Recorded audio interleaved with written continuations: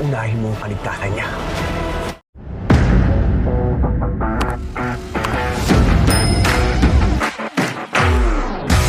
Nakalaya na si Maki matapos tulungan ni Tanggol ang pamilyang Benito sa pagbibigay ng pera pang piyansa.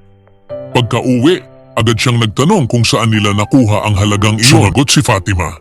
Aniya, kinidnap nila si Tanggol at nanghingi ng ransom para mailabas si Maki. Tahimik ang lahat habang ibinubunyag ang totoo. Sumabat ang isa sa mga kasamahan nila. Sinabi niyang kinuha rin ni Tanggol ang sobrang pera, ngunit sadyang nag-iwan ng sapat para kay Maki. Walang ni isang sentimo ang ibinulsa ni Tanggol. Napaisip si Maki. Hindi niya lubos maisip kung bakit ito gagawin ni Tanggol matapos siyang kidnapin. Halata sa kanyang mukha ang gulat at pagkalito. Sumagot si Gracia.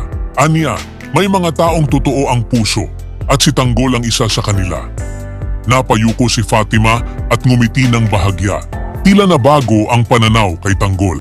Samantala, sa mansyon, nagtataka si Tanggol kung bakit naroon si Marites. Ipinaliwanag ni Ramon na iniligtas niya ito mula kay David. Nagsalita si Marites.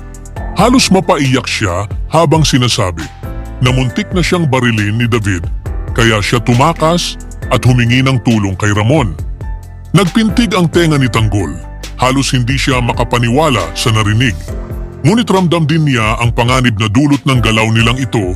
Alam niyang hindi titigil si Rigor hanggat hindi niya nababawi si Marites. Init ang ulo ni Ramon sa pagdududa ni Tanggol.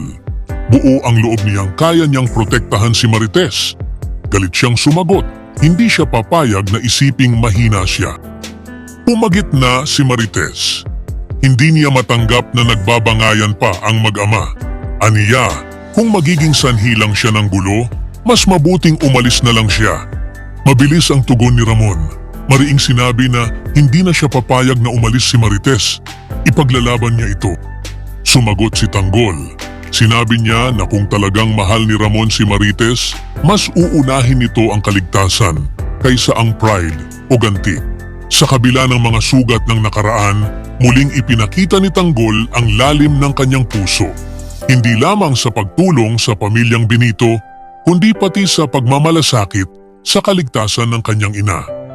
Ngunit sa kabila ng kabutihang loob, lumalalim din ang tensyon sa pagitan nila ni Ramon. Ang kanilang magkaibang pananaw sa pagprotekta kay Marites ay unti-unting nagiging mitsa ng hindi pagkakaintindihan. Habang lumalalim ang mga personal na alitan, mas lalo ring lumalapit ang panganib na dulot ni Rigor. Sa dulo ng lahat, isang tanong ang nananatili. Mas uunahin ba nila ang kanilang pride o magbubuklod sila para sa iisang layunin, ang kaligtasan ng pamilyang mahal nila? Ibahagi ang inyong saloobin sa comments section. Huwag kalimutang mag-subscribe at i-click ang notification bell para hindi ninyo ma-miss ang susunod na kabanata ng Batang Quiapo. Maraming salamat sa panunood.